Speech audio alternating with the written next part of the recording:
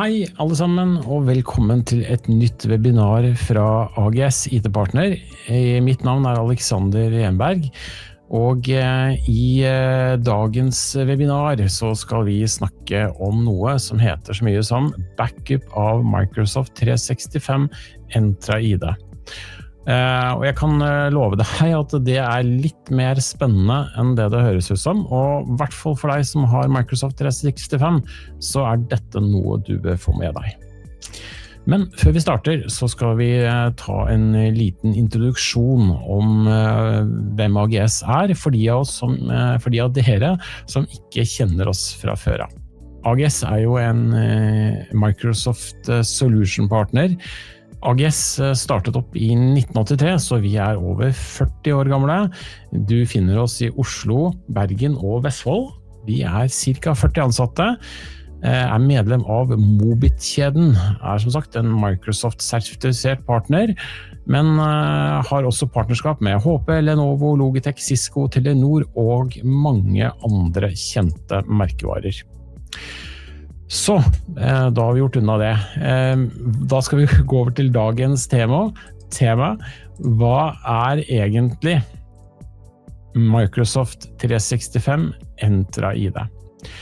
Og for å svare kort på det, så Microsoft Entra ID det en del av Microsoft 365-pakken din.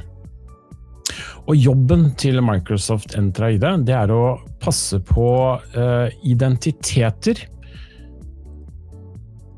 Det å passe på autentisering og beskyttelse for å sikre ansatte enheter, bedriftsapper og ressurser I Microsoft 365. Så la meg forklare litt nærmere hva det for noe.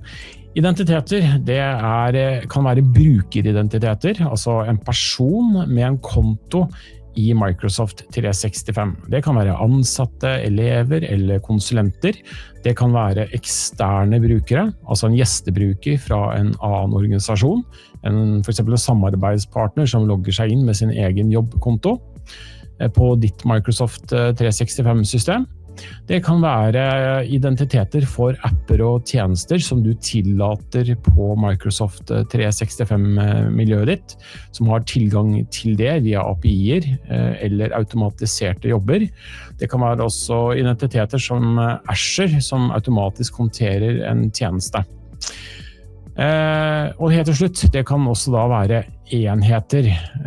Det betyr altså og da snakker vi om PC-er, mobiler og nettbrett som registrert på din Microsoft 365. Det første jobben til Entra ID. Den neste autentisering. Og med autentisering så mener vi at Entra ID den tjenesten som sjekker hvem du når du logger deg på, men og som også gir deg rettigheter til alle programmer og filer og data når du får tilgang. Så det en viktig del av Microsoft 365. I tillegg til det så det også jobben til Entra ID å håndtere for eksempel tofaktorpålogging. Det når du må verifisere deg da med en type app på telefonen og sånt når du skal inn, akkurat som BankID og sånne ting. En annen ting som Entra ID også håndterer, det betinget tilgang. Og det når du har satt opp regler for tilgangen i Microsoft 365, for eksempel at du tillater ikke at noen logger seg på fra Russland på din Microsoft 365. Du ønsker for eksempel at ingen som utenfor kontorbygget logger seg på, eller at de logger seg på natta og sånne ting. Dette regler da, som satt i Entra ID for å håndtere sikkerheten i Microsoft 365-miljøet ditt. Og den monitorerer også aktiviteten, hvem som logger seg på, når de logger seg på og sånt, for å fange opp sikkerhetstrusler i systemet, og også gi deg en logg på at du kan gå tilbake og se hva det som egentlig har skjedd her. Et viktig spørsmål da, det jo hvorfor trenger du egentlig backup av Entra ID? Og her det to grunner, store grunner til at du gjør det. Og la oss starte med den første. Den viktigste grunnen, det ondsinnede angrep. For du kan tenke deg, når noen angriper Entra ID, altså der du har alle rettigheter, tillatelser, der alle personer som kan bruke systemet, men også administratorer som kan administrere systemet, når de utsatt for angrep, enten via type et løspengevirus eller et hackerangrep, og at noen da endrer tillatelser, gir seg selv administratorrettigheter, eller låser brukere ute fra systemet, eller blokkerer tilgang til viktige dokumenter, filer, eller endrer tilgangen på viktige dokumenter og dataområder, så kan en type hacker gjøre stor skade på bedriften din, og enten ødelegge for deg i forhold til data, gi seg selv rettigheter og spionere på deg, eller lamme bedriftens tilganger. Den andre årsaken til at det kan gå litt galt, det ved brukerfeil. Og dette noe som vi opplever veldig ofte på supportsenteret vårt. At noen i bedriften har gitt seg selv litt for høye rettigheter, og har klart å slette et eller annet, eller fjerne en tilganger og sånne ting, og låst brukere ute, uten at de helt kanskje har ment å gjøre det, men det skjer. Og da det viktig at man kan rette opp feilen og komme tilbake til det normale. Og så det ikke sånn at Microsoft gir deg helt uten beskyttelse. Microsoft gir deg en begrenset sikkerhetskopi på Microsoft 365-miljøet ditt, sånn som du har det i dag. Og der får du av Microsoft en 30-dagers begrenset sikkerhetskopi av Entra ID-oppføringene. Men den så begrenset, og så, hva skal vi si for noe, elementær, eller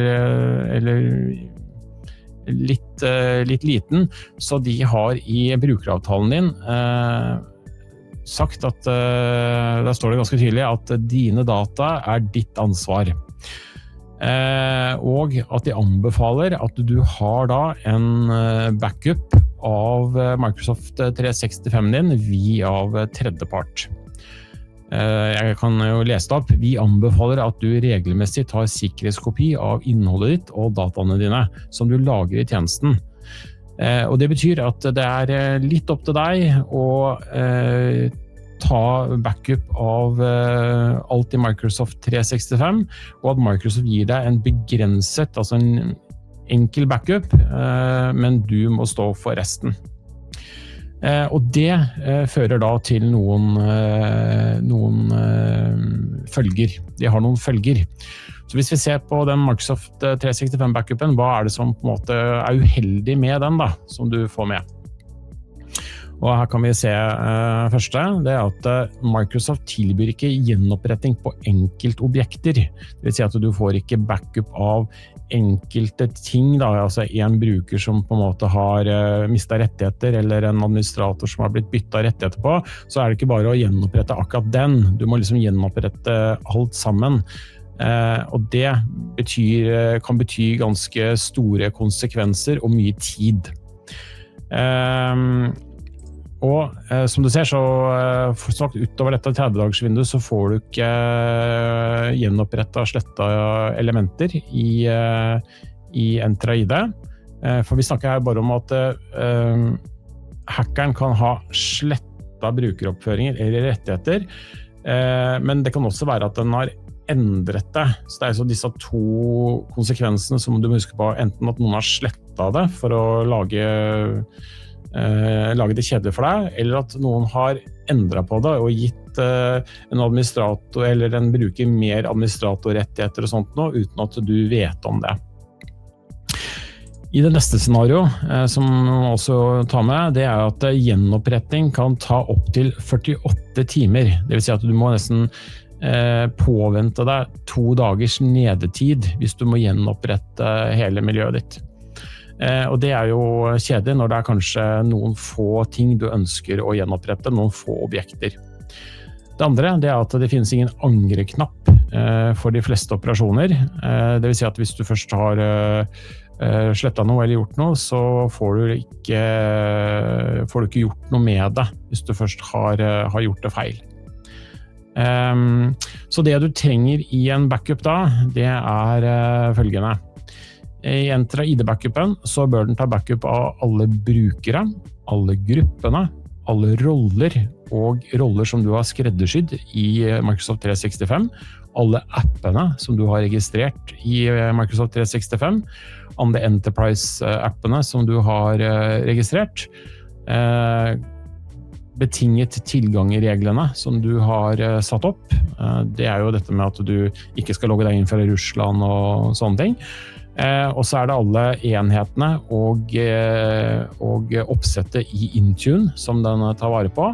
Og så kommer det en viktig ting, og dette for de som ikke vet det, men så har du noe som heter BitLocker-nøkler. Og det disse krypteringsnøklene som brukes og settes opp på PC-ene dine, slik at ingen skal kunne komme inn og lese data dersom du mister eller PC-en din blir stjert. Og hvis ikke du har den nøkkelen der, så det vanskelig å få på en måte PC-en din I lesbar status senere. Så det viktig. Så det kanskje mange da som lurer på hva koster da en backup av Entra ID. Og med vår løsning fra AGS så koster backupen 70 kroner per bruker. Og her det mulig å sette opp backup for alle I bedriften. Du kan gå på QR-koden som du ser på skjermen her nå, og så gå inn på siden, og så får du mer informasjon om hele løsningen. Hvis du ser nærmere på den tabellen, så ser du at den tar jo ikke bare backup av Entra ID. Vår løsning tar backup av hele Microsoft 365. Så backup av Entra ID bare en del av løsningen. Selve løsningen tar backup av alt på Microsoft 365. Og det noe du skal merke deg, fordi disse backup-løsningene, de finnes det veldig, veldig mange av, og mange IT-partnere tilbyr jo Microsoft 365 backup, og her en av de tingene som skiller de forskjellige tjenestene fra hverandre. Vær obs på at den tjenesten du velger også har backup av Microsoft Entra ID, og ikke bare de vanlige, tradisjonelle Microsoft-tjenestene som Teams og OneDrive og Outlook. Pass på å få med deg backup som faktisk tar backup av hele Microsoft 365. Så vi kan jo kikke litt på hva denne tjenesten tar backup av, I tillegg til Entra ID, som dere ser her til høyre. Vi kan starte på venstre side. Det Exchange, og det det vi kjenner igjen som Outlook med e-post, kalender og kontakter. Den tar jo også backup av alle vedleggene I e-postene dine, alle delte postkasser, alle arkiver, alt du har I Outlook vil bli tatt backup av. Den tar backup av SharePoint, altså felles dokumenter som dere har I bedriften. Og da det viktig at han tar backup av hele sider, alle undersidene, alle dokumentene, altså innholdet I SharePoint, alle mapper, alle lister og alle biblioteker, og ikke minst alle rettighetene I SharePoint, så det ikke blir kluss og masse jobb å legge tilbake hvis det skulle skje et eller annet. En annen ting som viktig, det som vi kan se her på plansjen, at den tar backup av filer, mapper og også tillatelse på OneDrive. Og I tillegg til det så tar den da backup av Teams og alt innholdet I Teams. Og da snakker vi om kanaler, samtaler, tillatelser, oppgaver, steder, kalendere, filer, notater, planner, møter, absolutt alt du har i Teams. I tillegg til da Entra ID, som dere ser i kolonnen til høyre. Vi kan jo godt gå gjennom litt det også. Hva det egentlig Microsoft, hva du får av Microsoft i denne begrenset kopien av Microsoft 365 da? For du får jo en viss backup av Microsoft også på alle disse Outlook og Teams og sånne ting. Og her det litt mer enn 30 dager. Her det 93 dager sikkerhetskopi, altså cirka 3 måneder. Og da får du en type kopi av du kan gjenopprette det du har hatt i søppelkassa i Outlook i en viss periode, og det du har slettet da i OneDrive og sånt nå, men etter 93 dager så det ikke har du ingen mulighet til å finne tilbake igjen det av mailer du har slettet, eller mailer som har blitt flyttet eller blitt borte og sånne ting. Så det viktig å tenke på at i denne backup-løsningen som vi har, så får du backup av alt av e-poster, kontakter og kalendere. Du kan legge tilbake enkelt e-poster, enkeltkontakter og enkeltkalendere. Det samme gjelder i OneDrive. Her kan du legge tilbake versjoner av Excel-ark, Word-dokumenter, sletta PDF-er eller andre bilder som du har lagt inn. Og hvis du ser på oversiktene, så ser du at du får i denne løsningen backup av det meste. Også da enkelte chatter i Teams, faktisk.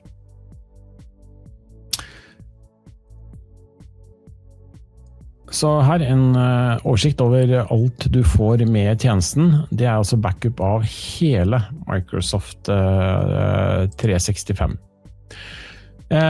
Så det kanskje mange som tenker på sikkerhet, og hvor sikker denne backupen. For det kommer jo en del krav til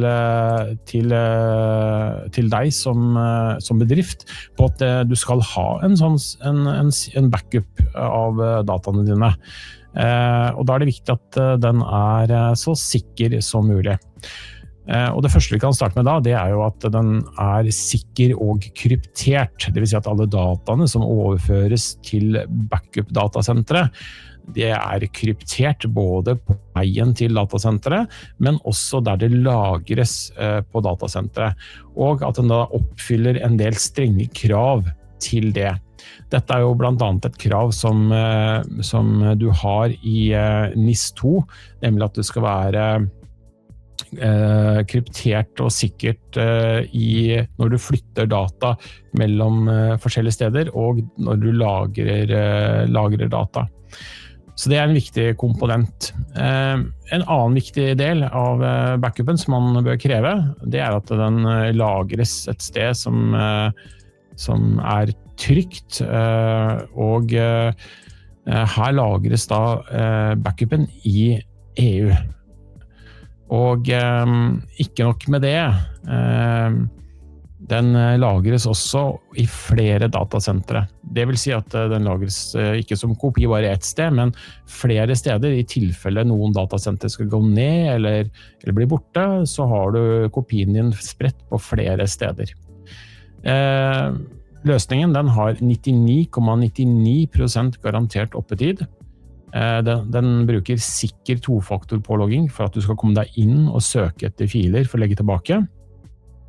Og den også godkjent, som dere ser her, både med ISO og GDPR, slik at du også kan stole på løsningen og vise det frem til eventuelt leverandører eller kunder som krever den type sikkerhet av deg. Bare for moro skyld så kan vi jo også gå gjennom litt I forhold til backup-frekvensen. Her ser dere det, vi kan gjøre det litt større. Her ser du at e-poster, det blir tatt backup av 12 ganger per dag. Kontakter, kalender, det tas backup av 1 gang om dagen. OneDrive tas backup av 1 gang om dagen, og SharePoint 3 ganger per dag, og Teams 3 ganger per dag. Et annet spørsmål som vi også ofte får, det hvor lenge lagres sikkerhetskopien? Og da har vi en policy som vi setter opp som standard på løsningen. Det at den lagres da I 10 år. Du har også muligheten til å sette opp en ubegrenset utgave, men 10 år har vi funnet ut en god, da har du gode marginer på å hente ting tilbake. På løsningen så tilbyr vi også fri support. Du får gratis support til å sette opp nye brukere på løsningen. Vi hjelper deg også med gjenoppretting dersom du trenger det. Løsningen, den har vi også fri etablering på. Det koster ikke noe å sette opp løsningen første gangen. Når du først har satt den opp, så kjører den på og tar automatisk backup av hele Microsoft 365-miljøet ditt. Da har vi kommet til litt til veis ende. Vi skal gå litt gjennom disse prisene først en gang til, og så ta fram tabellen. En liten sånn huskeliste.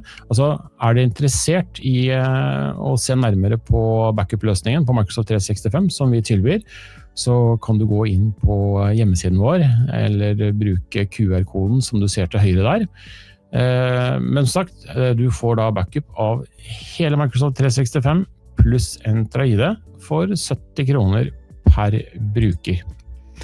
Og det sagt, det ingen bindingstid på dette her heller, så du kan si det opp hvis du vil, og kanskje ha prøvd det litt og se hvordan det fungerer.